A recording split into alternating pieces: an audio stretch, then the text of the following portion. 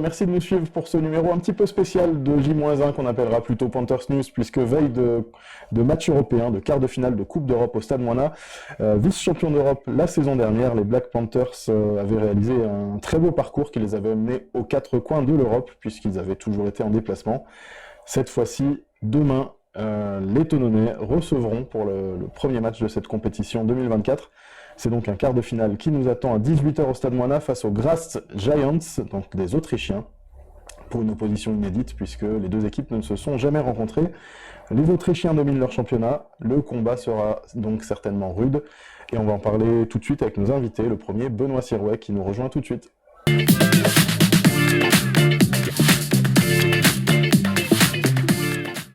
On continue l'émission avec Benoît Sirouet, président du club des Black Panthers. Benoît, les matchs européens, c'est toujours des grands rendez-vous au Stade Moina, on en a l'habitude année après année. Celui-ci sera aux couleurs du fromage d'abondance. Des animations sont prévues, évidemment, toute la soirée. Est-ce que tu peux nous dire tout ce qui est prévu sur cette soirée? Vous avez du temps? On a beaucoup de temps.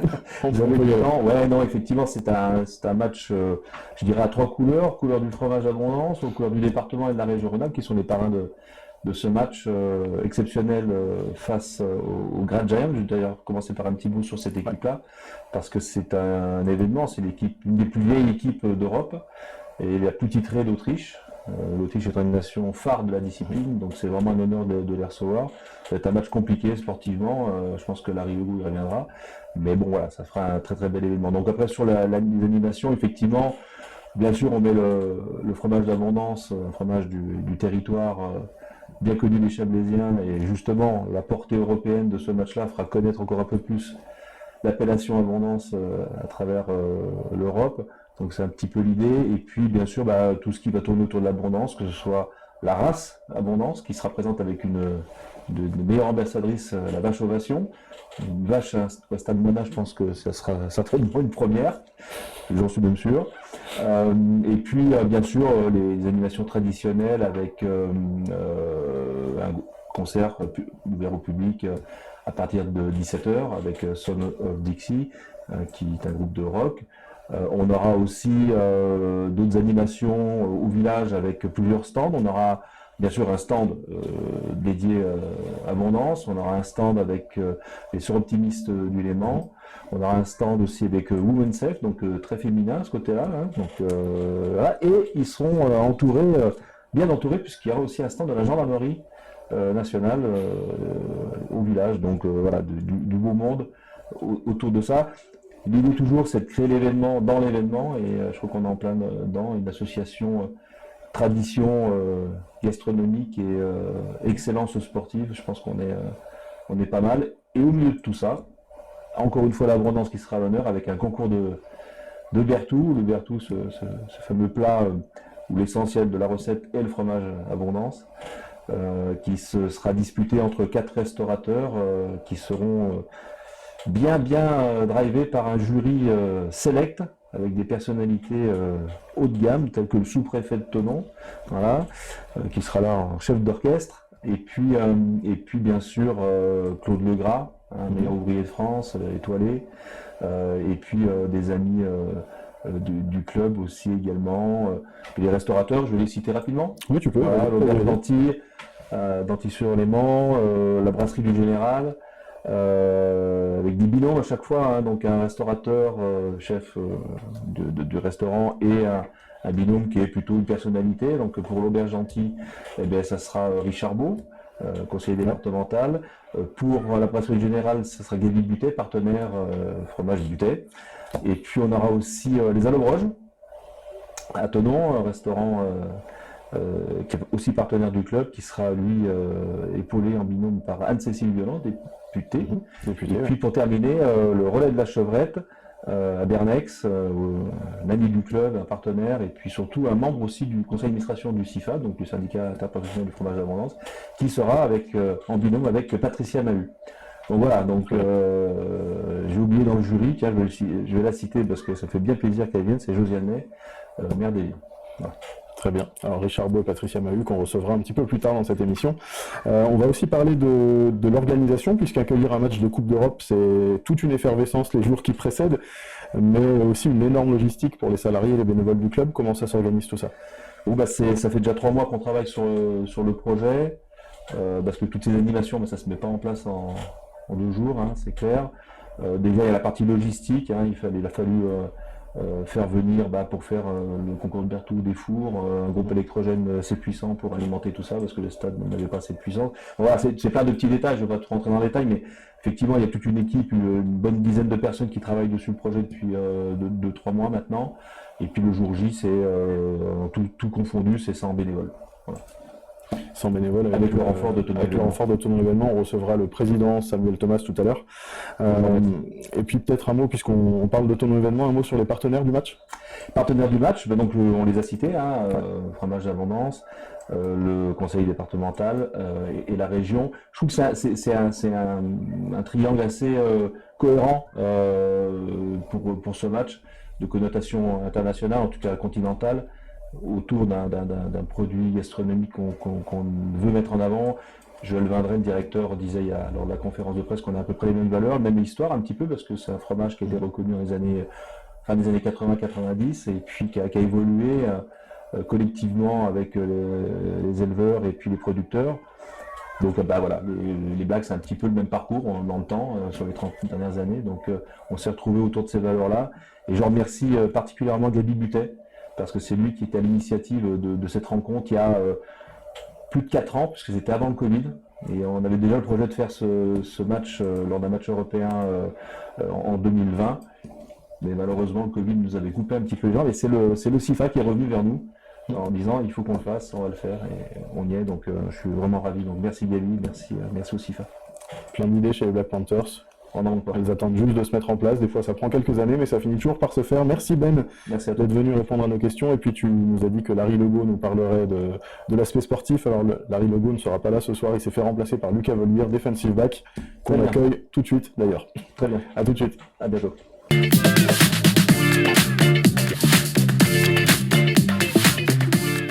On accueille maintenant Lucas Volluire, defensive back. Bienvenue Lucas. Merci, tu seras sur le terrain demain soir pour le match de Coupe d'Europe. Jouer contre une équipe qu'on ne connaît pas, parce que vous ne connaissez pas du tout votre adversaire cette fois-ci, est-ce que ça implique un gros travail de préparation? Effectivement, je crois qu'on n'a jamais historiquement joué contre cette équipe. Évidemment, ça ajoute une petite dimension d'inconnu. On a eu un échange vidéo, donc on sait à quoi il ressemble. Maintenant avec Internet et tout, on sait à peu près qu'est-ce qu'ils jouent, leur stratégie. Mais effectivement, c'est très dur d'évaluer réellement la physicalité, certaines choses qu'on voit pas à l'écran. Donc on essaie de se concentrer plutôt sur nous. Qu'est-ce qu'on peut faire nous pour bien jouer et puis arriver dans ce match confiant. Ok, puis vous vous adapterez sur le moment, je pense, avec l'équipe de coach qu'on connaît bien. Ce match de Coupe d'Europe, c'est le premier d'une série qui peut être une série de 3 matchs, qui sont des matchs coup près, et qui, au bout de 3 matchs gagnés, peut donner un titre de champion d'Europe. Comment on aborde ce type de compétition où chaque match est le plus important en fait? Ouais, justement, en essayant de pas trop se concentrer sur les 3 matchs qui potentiellement peuvent nous faire être champion d'Europe, mais plutôt prendre chaque match en tant que tel, comme avec une préparation adéquate pour ce match-là, qui nous emmène à potentiellement un autre match. Mais on sait qu'il faut gagner chaque match pour y aller. Et justement, on met tout, on se concentre juste. Il n'y a pas de lendemain, on se concentre juste sur ce match-là. Il faut qu'on le réussisse d'une belle manière. Donc c'est une bonne préparation, être là le jour du rendez-vous, et ensuite ce qui est après, on verra. Sur un match comme ça, on est dans sa bulle, on oublie le championnat, on oublie tout le reste, on est focalisé sur ce match. Ouais, vraiment. Alors jusque-là, puisqu'on parle de championnat, les Black Panthers vivent une saison qu'on peut considérer comme étant en demi-teinte. Qu'est-ce qui fera la différence face aux Giants de Graz qui, eux, jusqu'à maintenant, n'ont perdu qu'une seule fois cette saison et sont deuxième de leur championnat? Effectivement, on est très clair avec nos résultats de cette année. Pour l'instant, on a 2 victoires. Nous, on voit réellement que ça. On n'a que 2 victoires contre la même équipe. Au sein de l'équipe, on est très clair avec cette situation et on a à cœur de changer ça et de faire en sorte de ramener notre culture gagnante au sein du club. Contre Graz, j'ai l'impression que ça amène plus justement une certaine excitation et quelque chose, on a des choses à prouver, et de pouvoir le faire contre une bonne équipe. Nous, avec le corps d'équipe qu'on a, on a plus souvent ça a tendance à nous exciter, à nous mettre en émoi plutôt que juste nous faire peur ou quoi que ce soit. Au contraire, on est très pressé de montrer qu'est-ce qu'on sait faire et c'est tant mieux si c'est dans un match européen. Eh ben, merci Lucas, on a hâte de voir tout ça demain. Merci d'être venu répondre à nos questions avec franchise. Merci à toi. Et puis nous, on continue l'émission avec Richard Beau et Patricia Mahut, les conseillers départementaux qui vont prendre ta place.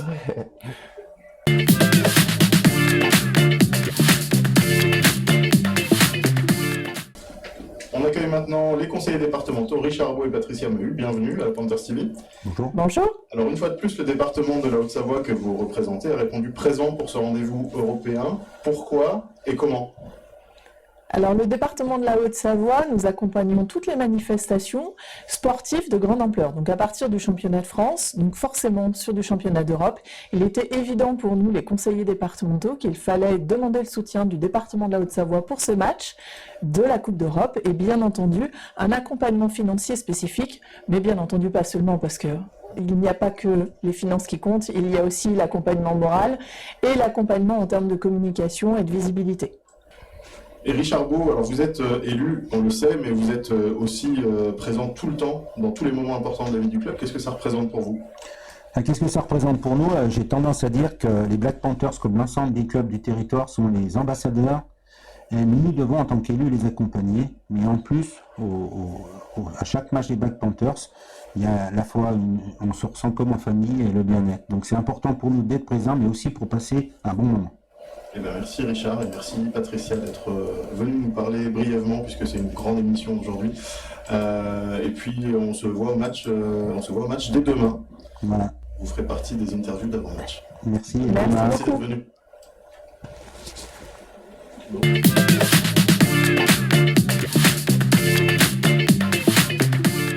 On accueille notre dernier invité pour cette émission, Samuel Thomas, président de l'association Tonneau Événement. Bienvenue Samuel, je crois que c'est une première pour toi ici à la Panthers TV. Tout à fait, c'est une première. Merci Aurélien de m'inviter. Alors Tonneau Événement, l'association que tu présides, vient renforcer, alors ce ne sera pas la première fois, mais elle vient renforcer les Black Panthers en tant que bénévole pour ce match. Comment est né ce partenariat ? Alors en effet, c'est la 4e fois qu'on vient vous donner un coup de main sur un événement.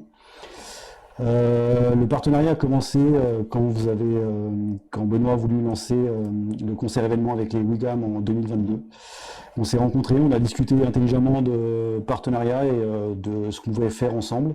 Et on a trouvé un bon terrain d'échange entre les bénévoles et du parc matériel. Très bien, oui. Vous êtes habitué à ce genre de gros événements, puisque c'est ce que vous faites quasiment au quotidien de votre côté à Tonneau Événement. Sur ce match de Coupe d'Europe demain, concrètement, sur quel poste vous serez impliqué ? Alors on sera un peu sur tous les postes, on sera du catering, au bar VIP, au bar extérieur et un peu à la billetterie. On sera vraiment un peu partout. Et combien de personnes ? On met à disposition 14 personnes. 14 personnes qui viennent donc renforcer l'équipe habituelle des Black Panthers. Ça se passe bien l'intégration dans le... Oui, après, Tonneau Événement c'est une grande famille et les Black Panthers aussi, donc c'est assez facile de rentrer dans votre famille, donc c'est plutôt cool de venir ici. Eh bien très bien, alors ce match de demain, Coupe d'Europe, et puis ensuite vous allez reprendre des activités plutôt classiques pour vous. Justement, parle-nous de ces activités, quels sont les événements que vous organisez en 2024 ? Alors le prochain événement qui arrive, c'est les Murmures du Macadam, du 24 au 25 mai, où là on va essentiellement dans les quartiers de Thonon, dans les écoles le vendredi et les quartiers de Thonon le samedi.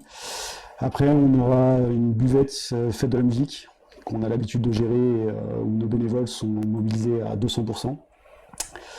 On a tous les mercredis, de juillet à août, les fiestas du Petit Loup au port de Thonon, au port de Rive, en face de la capitainerie, pour le jeune public essentiellement. On aura les nocturnes de Thonon, on en ferait 2 cette année. Et puis après, on a notre traditionnel fondu du macadam qui cette année commenceront en juillet, vu que le calendrier est un peu décalé, donc du 31 juillet au 3 août. Donc ça, c'est, alors pour la plupart de des événements que tu viens de nous annoncer, c'est des arts de rue, du spectacle de rue. Vous êtes aussi sur la Matagas qui est passée. Qui est passée, tout à fait. Ouais. Voilà, donc en fait, vous touchez un petit peu à tout ce qui anime la ville. C'est tout à fait. Les fondus, nous, généralement, on part sur tout ce qui est pluridisciplinaire, donc on ne s'interdit rien. Et tout au long de l'année, on va partout, on ne s'interdit rien. Eh bien, super. Donc, voilà. Merci Sam d'être venu nous parler de ton association, ton événement. Et puis si vous êtes au stade demain, n'hésitez pas à aller discuter. Tu seras là, hein? Je serai Tu là, feras je partie serai des là. bénévoles. Bien sûr, je serai là. N'hésitez pas à aller discuter avec l'équipe de ton événement, même si je pense que les bénévoles seront très occupés. J'espère, je l'espère. Et en tout cas, merci pour ce coup de main, Sam. Et puis on espère que ça se renouvellera encore et encore, puisque c'est une belle collaboration entre les deux associations. Oui, oui, bien sûr. Merci Aurélien de l'invitation. Merci à toi. Et puis on va accueillir aussi une petite nouvelle. Ce sera aussi sa première. On va accueillir Méline Bidois tout de suite, qui va nous parler un petit peu de la météo.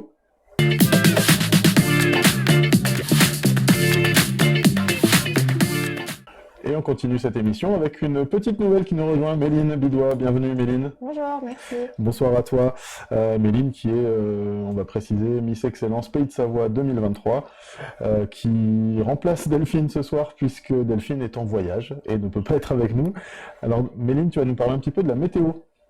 Oui, alors du coup, le printemps est arrivé, donc il fera beau et les conditions météo seront idéales pour le quart de finale de Coupe d'Europe. Le soleil brillera toute la journée et le mercure devrait afficher 23 degrés au coup d'envoi. Le vent sera faible, donc il ne perturbera pas le match.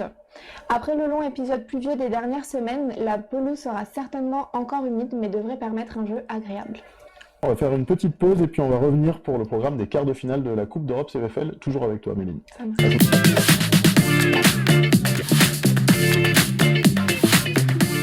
Méline, on va parler des quarts de finale de cette Coupe d'Europe CVFL avec le premier qui nous attend demain soir pour les Black Panthers.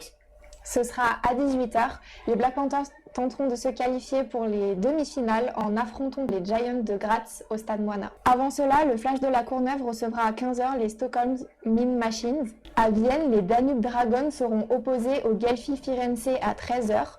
Les Calanda Broncos se déplaceront en Italie pour affronter les Parma Panthers à 19h.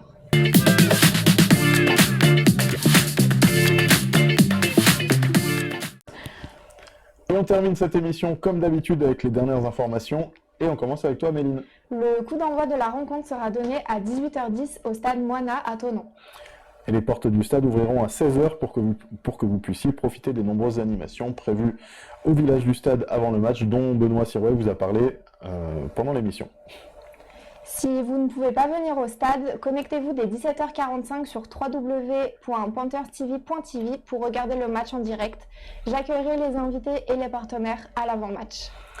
Et les parrains de la rencontre, que tu auras d'ailleurs interviewé, ce sera le fromage d'Abondance, le département de la Haute-Savoie et la région Auvergne-Rhône-Alpes pour cette rencontre. Les Pom-Pom Girls de la Shine Academy et les cheerleaders des Black Panthers seront aussi présentes. Et avant le match, si vous pouvez venir un petit peu plus tôt, aux alentours de 17h, le groupe Sons of Dixie animera le village du stade avec un concert qui sera orienté plutôt rock, si vous aimez ça. Et puis on aura aussi des stands au village du stade avec Women Safe and Children Haute-Savoie, les Soirs optimistes du Léman, le fromage d'Abondance, et tout ça sera bien gardé par la gendarmerie de Thonon. Merci Méline de nous avoir rejoints pour cette émission, et puis on se retrouve demain à l'avant-match en direct. Ta première en direct ? Une première, on va le faire. On va essayer, mais ça va aller. Merci Méline, et puis on termine toujours en disant « Allez les Blacks !» Allez les Blacks et à demain.